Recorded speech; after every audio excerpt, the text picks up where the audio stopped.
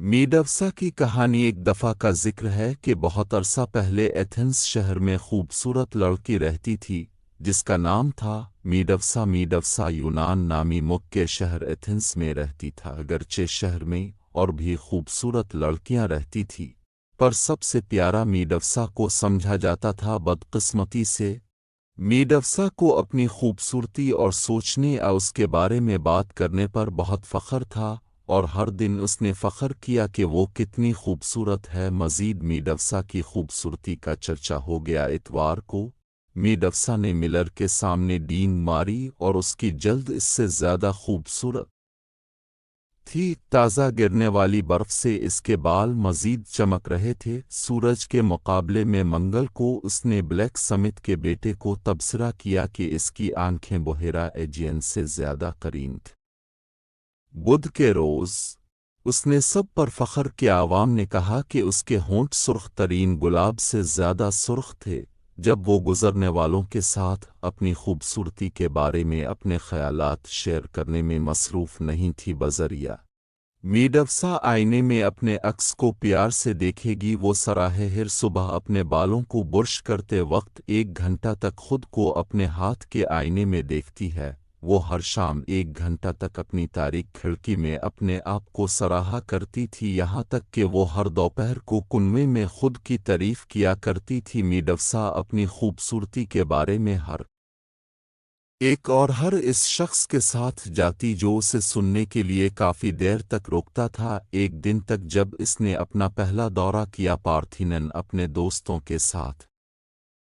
पार्थिनन देवी का सबसे बड़ा मंदिर था तमाम ज़मीन में। इथीना इसे हैरत अंगेज़ मुजस्समों से सजाया गया था। जो भी अंदर दाखिल हुआ वो इस जगह की खूबसूरती देखकर हैरान रह गया। मदद नहीं कर सकते थे लेकिन ये सोच सकते थे कि वो हिकमत की देवी इथीना के कितने शुक्रगुजार हैं। उनको मुतासिर करने और उनके शहर एथेंस पर नज़र रखने के लिए हर कोई, यानी मीडवसा के अलावा, जब मीडवसा ने मुजस्समे देखे तो उसने सरगोशी की कि इसने एक बनाया होगा। मुजस्समा साज के लिए इथीना से कहीं बेहतर मौजू था।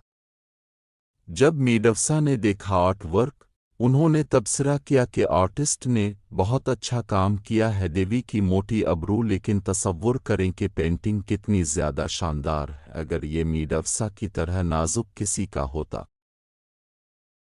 और जब मीडवसा कुर्बानगाह पर पहुंची तो उसने खुशी से आह भरी और कहा, मेरा ये एक खूबसूरत मंदिर है। ये शर्म की बात है कि उसे इथीना पर ज़ाय किया गया, क्योंकि मैं इससे बहुत खूबसूरत हूँ। शायद किसी दिन लोग इससे भी बड़ा मंदिर बनाएंगे। मेरी खूबसूरती पर मीडवसा के दोस्त पीले पड़ गए। वो पादरी जिन्होंने मीडवसा को सुना, अपना मंदिर में मौजूद तमाम लोगों में सरगोशी फैल गई, जो तेज़ी से वहाँ से निकलने लगे, क्योंकि सब जानते थे कि इथीना को एथेंस के लोगों पर नज़र रखना बहुत अच्छा लगता था, और डर लगता था कि अगर देवी ने मीडवसा के बेहुदा तबसरों को सुन लिया तो क्या हो सकता है। कुछ ही देर में मंदिर सबसे खाली था सिवाय मीडवसा के, जो पीतल के बड़े दरवाज़ों में अपने अक्स को फ़ख्र से देखने में इतनी मसरूफ़ थी कि इसने बाकी सब की तेज़ी से रवानगी को महसूस नहीं किया था। वो जिस तस्वीर को देख रही थी वो डगमगा रही थी, और अचानक उसकी अपनी खुसूसियात के बजाय ये इथीना का चेहरा था जिसे मीडवसा ने देखा था। बेवकूफ़ और बेवकूफ़ लड़की, इथीना ने गुस्से से कहा, तुम्हें लगता है कि तुम मुझसे ज़्यादा खूबसूरत हो। मुझे इसके सच होने पर शक है, लेकिन अगर ये हो भी तो ज़िंदगी में अकेले खूबसूरती से ज़्यादा कुछ है।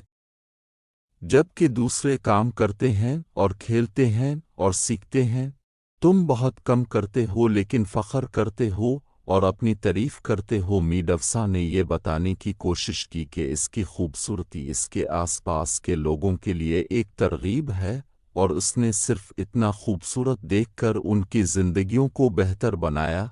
लेकिन इथीना ने मायूसी की लहर के साथ इसे खामोश कर दिया। बकवास, इथीना ने जवाब दिया, खूबसूरती तमाम इंसानों में तेज़ी से ख़त्म हो जाती है।